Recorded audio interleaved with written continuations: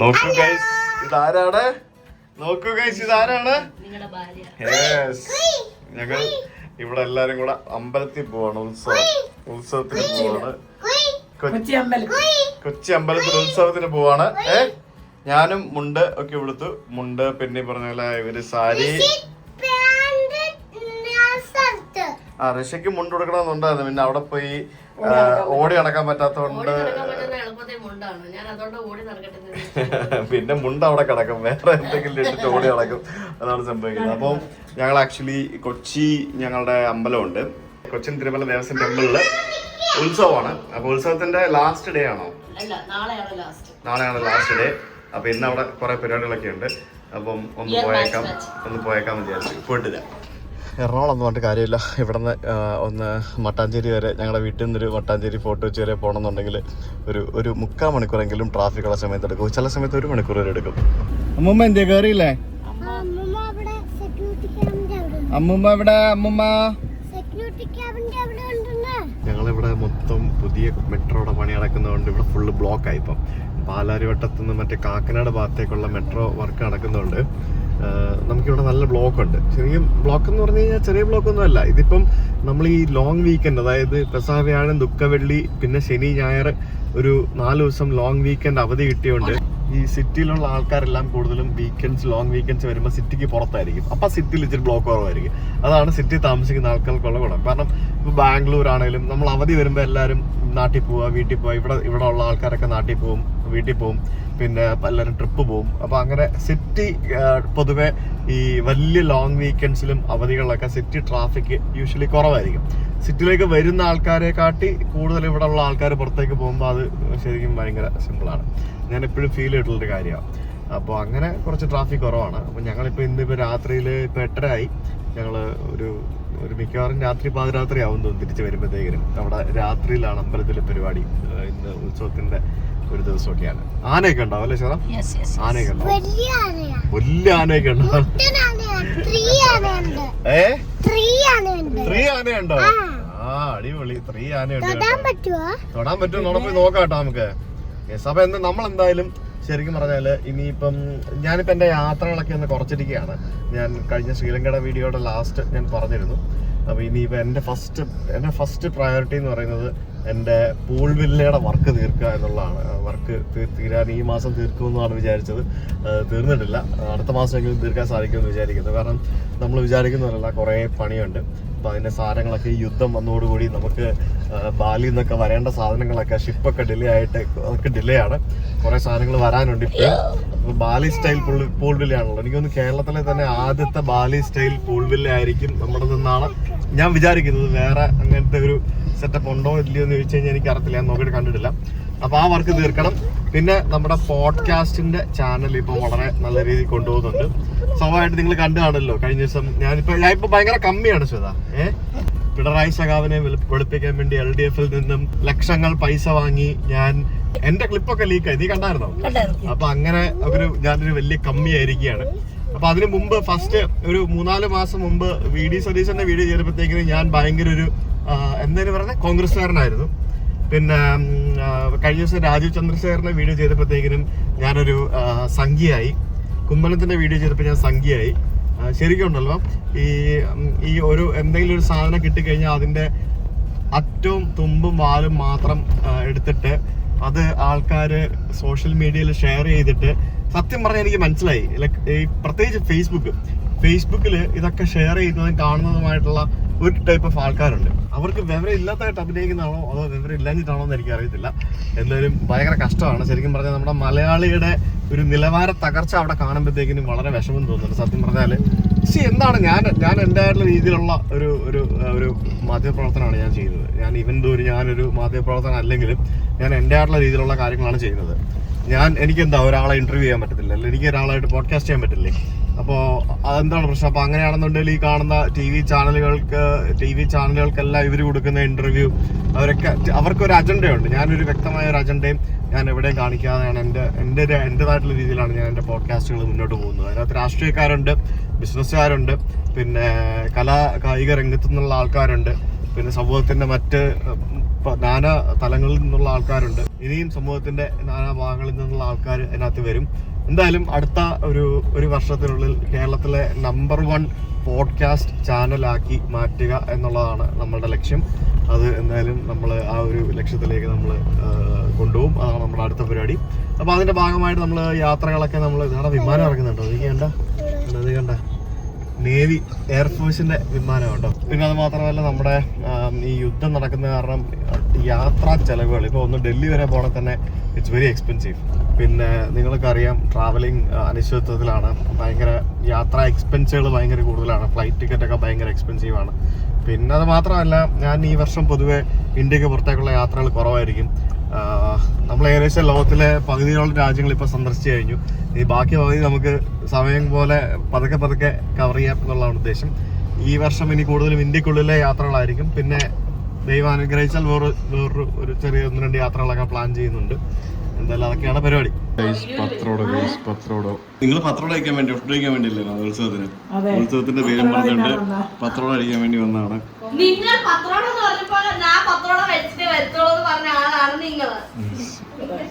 നല്ല അടിപൊളി പത്രോട. ഞങ്ങള് സാരിയൊക്കെ എടുത്ത് അണിഞ്ഞൊരുങ്ങി പത്രോട കഴിക്കാൻ വേണ്ടി വന്നതാണ്. ലാസ്റ്റ് ഇവിടെ ശ്വേതയുടെ അമ്മാവന്റെ വീട്ടിൽ വന്ന് പത്രോട കഴിച്ച് പത്രോടയും പാഴ്സൽ വാങ്ങിച്ചിട്ടാണ് പോകുന്നത്. എന്തൊക്കെയോ പറയുന്നുണ്ട്. എല്ലാരും സാരിയൊക്കെ എടുത്ത് അണിഞ്ഞൊരുങ്ങിയാ പോകുന്നത്. ഇതിപ്പം ഫോർട്ട് കൊച്ചി മട്ടാഞ്ചേരി എന്ന് പറഞ്ഞ ഒരു ഏരിയ ആണിത്. അവിടെയാണ് അമ്പലം ഉള്ളത്. എനിക്ക് തോന്നി ഉത്സവത്തിന്റെ പ്രമാണിച്ചാണെന്ന് തോന്നി ഇവിടെ എല്ലാം ഡെക്കറേഷനും കാര്യങ്ങളൊക്കെ.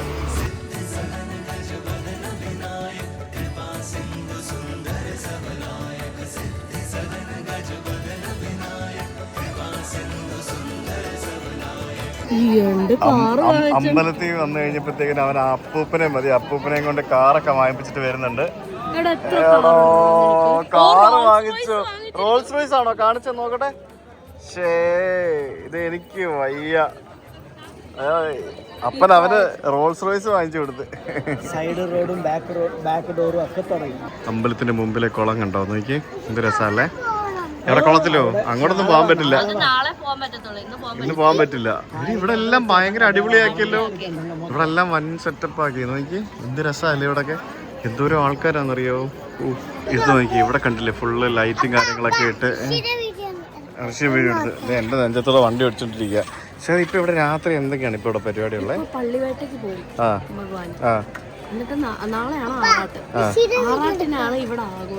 അപ്പൊ ഈ പള്ളിവേട്ട കഴിഞ്ഞ് വന്ന് പള്ളിയുറക്കം ഉണ്ടോ രാത്രിയിലെ? അതുണ്ട്, രാത്രി അത് എത്ര മണിയാവും കഴിയുമ്പോഴത്തേക്കിനും? മിക്കവാറും ഒരു 3 മണിയാവും. ഇല്ലപ്പാ 3 മണിയാവും. ഇത് കഴിഞ്ഞ് തിരിച്ചു വരുമ്പോഴത്തേക്കിനും പള്ളിവേട്ട കഴിഞ്ഞ് ഇവിടെ പോകും. ഇവിടെ ഒരു വല്ലകുണ്ട്. അതൊക്കെ അല്ല, അത് ഇന്നലെ കഴിഞ്ഞ ഇവിടെ ഋഷിന്റെ വീഡിയോ എടുക്കട്ടെ. പറ, നിനക്ക് പോണോ പള്ളിവേട്ടയ്ക്ക്? പിന്നെ ഞങ്ങൾക്ക് അതൊക്കെയാണ് വേണ്ടത്. ഞങ്ങൾക്ക് ഫുഡ് കഴിക്കണം, ഐസ്ക്രീം വേണം, ടോയ്സ് വാങ്ങണം. നമ്മൾ വന്ന് പത്രോട കഴിച്ചു. പോവാന്നല്ലേ? വാ. ഉത്സവം കഴിഞ്ഞില്ല. അവിടെ രാത്രി 2 മണി 3 മണിയൊക്കെ ആകുമ്പോഴേ തീരുള്ളൂ. 11 മണി ആയപ്പോഴത്തേക്കിനും ഇവിടെ ചിലരൊക്കെ താഴ്ന്നു തുടങ്ങി, ഡൗൺ ആയി തുടങ്ങി. എനിക്ക് ഉറക്കം വരുന്നത്. പിന്നെ കുറേ ഫുഡ് കഴിച്ച്, കുറേ വെള്ളം കുടിച്ച്, എന്തൊക്കെ കുടിച്ച് എന്തൊക്കെ കഴിച്ചെന്ന്, ഐസ്ക്രീം സോഡ കഴിച്ച്, അങ്ങനെ കുറേ സാധനങ്ങൾ കഴിച്ച് എല്ലാവരും ഇപ്പൊ വയറ് നിറഞ്ഞ് നടക്കാൻ പറ്റാത്ത അവസ്ഥയാ. അങ്ങനെ എന്തൊക്കെയാ കഴിച്ചെന്ന്. ഗൈസ്, ദുരന്തം എങ്ങനെ ഉണ്ടായിരുന്നു? അതെന്നാടി അങ്ങനെ പറയുന്നേ? അത്രക്ക് എന്താ പറയാ, വലിയ സിനിമയായിരുന്നു. കേക്കത്തില്ല, ഭയങ്കര തണുപ്പായിരുന്നു. അതുകൊണ്ട് സിനിമയുടെ റിവ്യൂ ചോദിക്കുമ്പോ തിയേറ്ററിന്റെ റിവ്യൂ പറയുന്നു. ഇങ്ങനെയാണോ ചെയ്യുന്നത്? ഞാൻ ആ തണുപ്പിലിരുന്ന് കണ്ടത് എങ്ങനെയാണെന്ന് എനിക്കറിയാം. പക്ഷെ നമ്മളെ പിടിച്ചിരുത്തും സിനിമ കാണാൻ വേണ്ടിട്ട്. ഒരു തുള്ളി പോലും ഉറങ്ങിയിട്ടില്ല. സാധാരണ സിനിമകളൊക്കെ കാണാൻ വരുമ്പോഴത്തേക്കും ഞാനൊരു അരമണിക്കൂർ ഉറങ്ങാറുണ്ട്. പക്ഷെ ഇതൊരു മിനിറ്റ് പോലും ഉറങ്ങിയില്ല. ഇന്റർവെൽ ആയത് അറിഞ്ഞതേ ഇല്ല. പിന്നെ എന്താണ് ഫുള്ള് വെടിയും പോകുകയും ഡബും. എന്റെ ചെവിക്കകത്ത് ഇപ്പോഴും മറ്റേ സത്യം ഞാൻ ഉറക്കെ സംസാരിക്കുന്ന ആ ഒരു കാരണം കൊണ്ടാണ് എന്റെ ചെവിക്കകത്ത് ഇപ്പോഴും. നിങ്ങൾ പറഞ്ഞില്ലേ പയ്യം ഞാൻ പയ്യം മിണ്ടുന്ന എന്റെ ചെവിയെല്ലാം ബ്ലോക്ക് ആയിരിക്കും. ആ വെടിയും ഒച്ച എന്റെ ചെവിയിൽ മൊത്തം വെടിയും പോകുകയാണ് ഗൈസ്. അതാ നമ്മുടെ വണ്ടി വന്നിരിക്കുകയാണ്. 6 മണിക്ക് 5:45 തുടങ്ങിയ ഷോ ആണ്. ഇപ്പൊ സമയം രാത്രി എത്ര മണിയായി? 10 മണിയായി. 6 മണിക്ക് തുടങ്ങിയ ഷോ ആണ്. ഇപ്പൊ രാത്രി 10 മണിയായി. 10 മണി. ശരിക്കും ഉണ്ടല്ലോ, പാടം എന്ത് പാടമല്ലേ? ഞാൻ ആക്ച്വലി ദുരന്തർ വന്ന് ഇന്നലെയാണ് കേസ് കണ്ടത്. ഞാൻ ഇതുവരെ പടം കണ്ടിട്ടില്ലായിരുന്നു. ഈ സിനിമ കാണാൻ വരുന്നതിന് മുമ്പായിട്ട് ഞാൻ ഇന്നലെ നെറ്റ്ഫ്ലിക്സിൽ ദുരന്തർ 1 കണ്ടു. അപ്പൊ തന്നെ വിചാരിച്ച് ദുരന്തർ 2 ഇത്രയും വെടിപ്പോകയില്ല. ഇല്ല, ശരിക്കും അതിനകത്ത് ഒത്തിരി ലാഗും ഉണ്ട്. ഇതിനകത്ത് ഒരു ലാഗും ഇല്ല, ഒരു രക്ഷയില്ല, കീട്ടിലും പടം. എന്റെ അമ്മ പുള്ളിയൊക്കെ എന്നാ അഭിനയം അടി. പക്ഷെ എന്റെ അമ്മ പിന്നെ ഈ പറഞ്ഞ അജിത് ഡോവലിന്റെ ക്യാരക്ടറല്ലേ മറ്റേ പുള്ളി മാധവൻ കാണിക്കുന്നത്. കഥകളൊക്കെ കുറെ കേട്ടിട്ടുണ്ട് അജിത് ഡോവലിനെ പറ്റി. പക്ഷേ ഇതൊക്കെ ശരിക്കും ഉള്ളതാണോ എന്ന് ചോദിച്ചു കഴിഞ്ഞാൽ നമുക്കറിയില്ല. അതൊരു സ്റ്റോറിയാണെന്നല്ലേ പറയുന്നത്. പക്ഷെ ഇതൊക്കെ ഉള്ളതാണോ എന്ന് ചോദിച്ചു കഴിഞ്ഞാൽ അങ്ങനെയാണ് എന്തോന്നടേ ഇത്. എനിക്ക് ഏറ്റവും ഇഷ്ടപ്പെട്ട സംഭവം എന്നറിയാമോ? നീ ഇസ്രായേലിന്റെ അടുത്ത് പോയില്ലേ, നീ എന്താ മണ്ടറാണോ, അവര് ഞങ്ങളോട് പറയത്തില്ലെന്ന് വിചാരിച്ചോ?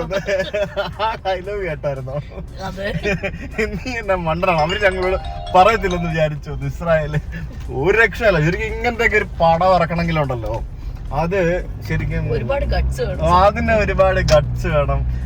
എനിക്ക് അതിൽ ഏറ്റവും ഇഷ്ടപ്പെട്ടതെന്ന് അറിയോ? എന്താ? ഇവരുടെ ഗ്രീൻ ലീഫ് നോട്ട് നിരോധനം, വലിയൊരു സംഭവമല്ലേ അത്. ശരിക്കും അതൊക്കെ ചരിത്രമാണ് നോട്ട് നിരോധനം എന്നൊക്കെ പറയുന്നത്. ആ സമയത്തൊക്കെ നമുക്ക് ഒത്തിരി കഷ്ടപ്പാടും ബുദ്ധിമുട്ടും അനുഭവിച്ച് നമ്മള് ഗവൺമെന്റിനെ തെറി പറയുകയും ഒത്തിരി സംഭവങ്ങളൊക്കെ ചെയ്താണ്. അതും പല ആൾക്കാർ പറയുന്നുണ്ട് ഇത് പ്രൊപ്പഗണ്ടയാണ്, അതിനെ വെളുപ്പിക്കാൻ വേണ്ടിയാണെന്നൊക്കെ പറയുന്നുണ്ട്. പക്ഷെ നമുക്കറിയില്ല അതിന്റെ ഒരു കാരണവും ഇല്ലാതെ ഒരു ഗവൺമെന്റ് അത്തരത്തിലുള്ള ഡിമോണറ്റൈസേഷൻ പോലുള്ള അതൊക്കെ എത്ര കോസ്റ്റ് ഇൻവോൾവ് അതിനകത്ത് പരിപാടികൾ ചെയ്യുമെന്ന് എനിക്കറിയില്ല എന്തായിരിക്കും അതൊക്കെ ചെയ്തിരുന്നത്. അതിനകത്ത് പൊളിറ്റിക്കൽ റീസൺസ് ഉണ്ടെന്നൊക്കെയാണ് പറയുന്നത്. പക്ഷെ എന്നിരുന്നാലും രാജ്യസുരക്ഷയുടെ ഭാഗമായിട്ടുള്ള ഒരു സംഭവമായിട്ടാണ് ഇതിനകത്ത് കാണിക്കുന്നത്. പക്ഷെ അതൊക്കെ ഗവൺമെന്റ്സ് എന്താ പറയാ സീക്രട്ട് ആയിട്ടുള്ള സീക്രട്സ് ആണ്. അതൊന്നും എനിക്കറിയില്ല. ലൈക്ക് എന്തായാലും പടം പൊളി. ആസ് എ സിനിമ ഇറ്റ്സ് പൊളി. അതിനകത്ത് ബാക്കിയുള്ള സംഭവങ്ങളിലേക്ക് പോകുന്നതിന് നമുക്കറിയില്ല. പക്ഷെ ശരിക്കും നിങ്ങൊന്ന് വിചാരിച്ച കാനഡയിൽ പോയിട്ട് ചാമ്പ്യതല്ലേ അന്ന് ഓർമ്മയില്ല നിങ്ങൾ ഓർമ്മയില്ലേ? കാനഡയില് മറ്റേ ട്രൂഡോ ഉണ്ടായിരുന്ന സമയത്ത് പറയുമായിരുന്നല്ലോ, നമ്മള് പറഞ്ഞായിരുന്നല്ലോ നമ്മുടെ ആൾക്കാര് അവിടെ പോയിട്ട് അവരുടെ സിറ്റിസൺസിനെ തട്ടി എന്നൊക്കെ പറഞ്ഞുണ്ട്. അപ്പോ ഇന്ത്യ ഒരു രക്ഷയില്ലല്ലേ ഈ പടം കണ്ടു കഴിയുമ്പോ ഉണ്ടല്ലോ, അവസാനം ഭാരത് മാതാക്കി എന്ന് പറഞ്ഞ് വിളിക്കാൻ തോന്നും. അത്രയ്ക്ക് ആ ഒരു എന്താ പറയാ ഭയങ്കര ഒരു എന്താ പറയുക രാജ്യസ്നേഹം എന്തിനു പറയുന്നത് അങ്ങനത്തെ ഒരു സംഭവമൊക്കെ ഫീൽ ചെയ്യും. എനിക്ക് ഒത്തിരി ഇഷ്ടപ്പെട്ടു പടം. അടിപൊളി പടമായിരുന്നു. It was nice. ശ്വേതയ്ക്ക് ഒത്തിരി ഇഷ്ടപ്പെട്ടെന്ന് തോന്നുന്നു. ശ്വേത ഒരു മിനിറ്റ് ഉറങ്ങിയിട്ടില്ല. ഇല്ല ഞങ്ങൾ രണ്ടും മാറി മാറി ഉറങ്ങുന്ന ഇല്ലേ? It was nice. ഓക്കെ, അപ്പോ now we are going back to our home. എടപ്പള്ളിയിലെ ട്രാഫിക് ബ്ലോക്ക് ആണ് ഗൈസ്. ഇവിടെ എടപ്പള്ളി പള്ളിയിൽ നിന്ന് ലേസർ ഷോ നോക്കിയേ. ഈസ്റ്റർ പ്രമാണിച്ചുള്ള ലേസർ ഷോ. പക്ഷെ എന്റെ അമ്മ രക്ഷയില്ല. പള്ളിയിൽ DJ അടിപൊളി. പള്ളിക്കകത്തൊക്കെ പള്ളി അമ്പലങ്ങളൊക്കെ ഇപ്പൊ വേറെ ലെവലാണ് ഗൈസ്. നോക്കൂ എന്താല്ലേ. ഋഷി ഇന്ന് സെക്കൻഡ് ഡേ ഓഫ് സ്വിമ്മിങ് അല്ലേ? ഋഷി ഇന്ന് വീണ്ടും സ്വിമ്മിങ്ങിന് പോവാണ്. ഞാനിവിടെ ട്രിപ്പ് എല്ലാം കഴിഞ്ഞ് സർവീസ് ചെയ്തോണ്ടിരിക്കുകയാണ് ഗൈസ്. ഇന്ന് രാവിലെ വന്ന് ബ്ലഡ് ഒക്കെ എടുത്തോണ്ട് പോയി. ഇന്നലെ ഹോസ്പിറ്റലിൽ പോയി, നാളെ വീണ്ടും ഹോസ്പിറ്റലിൽ പോകണം. വണ്ടി മൊത്തത്തില് ഓവറോൾ എടുക്കാനുള്ള പരിപാടിയിലാണ്.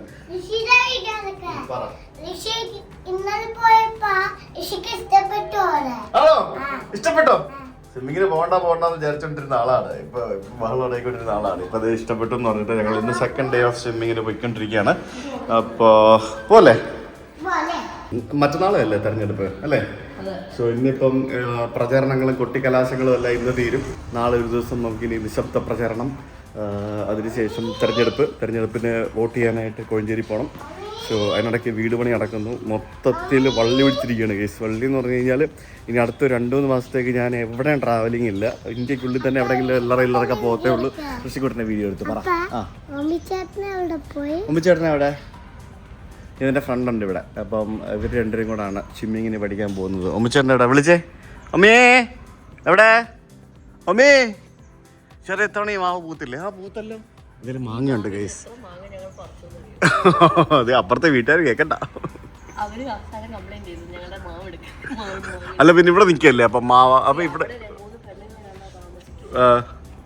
അല്ല മാവ് നമ്മുടെ ഇവിടെ നിൽക്കല്ലേ. അപ്പൊ പിന്നെ ഇങ്ങോട്ട് താന്ന് നിൽക്കുന്ന 2 മാവ്. അപ്പൊ 2 മാങ്ങ എടുത്തെന്ന് പറഞ്ഞതിന്റെ പ്രശ്നം. അയ്യോ കൊള്ളാം. പക്ഷെ നല്ല മാങ്ങ കേട്ടോ. ഇഷ്ടം പോലെ മാങ്ങയുണ്ട്. ഇപ്പൊ മാങ്ങ സീസൺ അല്ലേ?